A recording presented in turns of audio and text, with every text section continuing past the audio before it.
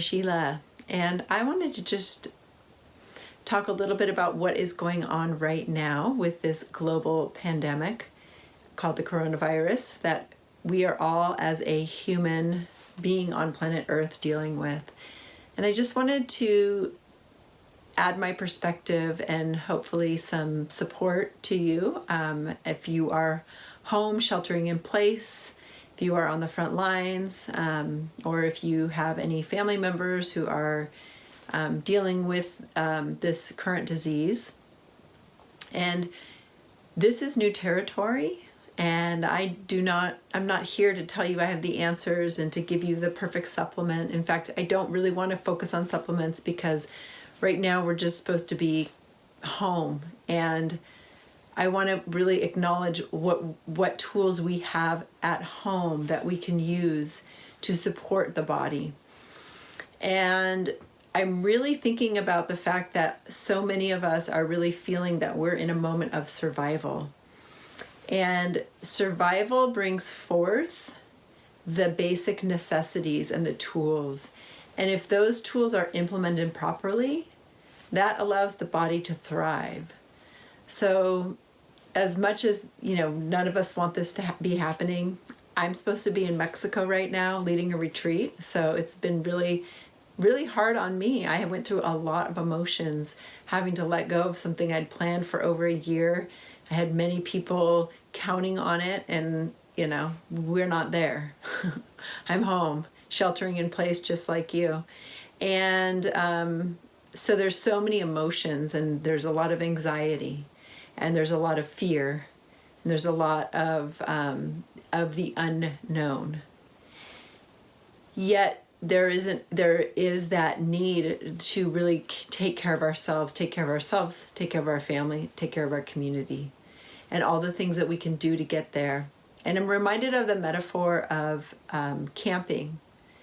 And this came really clear when I was in college. I took a class called The Psychology of Wilderness, and we ended up going on a 2-week backpack trip. And we actually ate the same dinner every night for 2 weeks. It was a lentil soup dish, and then everybody, probably carried the lentils for one night, and we all carried different condiments. So we would make the same soup, and then we would add different condiments like yeast and nutritional yeast and Bragg's amino acids, and bunch of spices. I'm not even sure, bunch of hippie stuff. But I remember every time we ate that food, it was so delicious.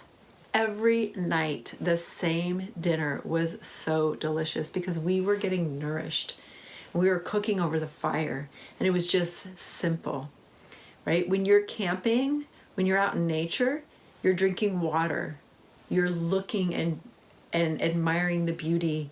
You're eating simply, or whatever you end up bringing on your back, or maybe if you're car camping. But there's this idea you're not running to the store for all these different things.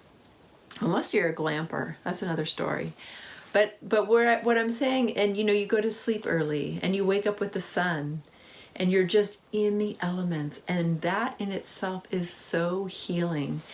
And I feel like this is a time to come back to our roots, come back to our innate knowing, to surviving. And through the act of survival leads to our thriving, because it brings us back into the rhythms. So my advice, my sharing of what I want to share with you, if you're so kind to take the time to listen to what I'm saying, is to, number one, really focus on hydration. Allow hydration. Not only is it very protective and nourishing and supportive to the lungs, which we're all thinking about, it also allows things to flow. So even if you're stuck in fear or anxiety or panic, allow the water that you drink to flow through your body in a way that is going to move the energy as well as hydrate your tissues. And the other thing is get in your kitchen and make some really good food. If you're just like, I'm not really a cook, I don't really do this, then cook extra when you go through the effort so you can eat it a couple times. But get in there, open your spice cupboard.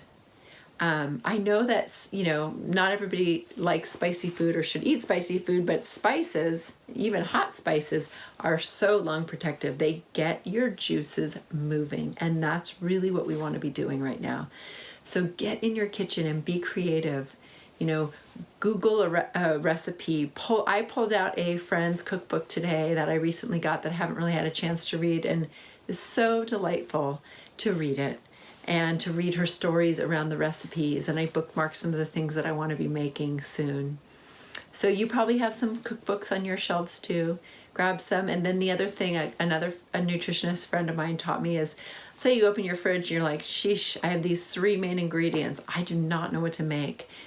Throw those 3 ingredients into Google and see what happens. And then look for a recipe that looks easy-ish, if that's your style, and delicious. Easy-ish, delicious, and make it. And again, if you are like, ugh, cooking, then just make a little extra. And then the other thing that I want to just recommend as something to do is get outside. Nature is bursting right now. It is March, it is the spring equinox, and it really is bursting right now. And maybe nature is getting a little bit of reprieve from the human condition and the amount of people. I heard the dolphins are coming up the canals in Venice, which they probably never do because there's all the boats and the humans. But go outside and breathe in the fresh air and listen. Let your senses come alive. Listen to the birds. They're out there right now, and look on the ground for the flowers and take in the green as medicine, and allow being outside in Mother Earth to calm our nervous system, right? Calm is the key to immune health. So it's about getting a good night's sleep. It's about turning the news off.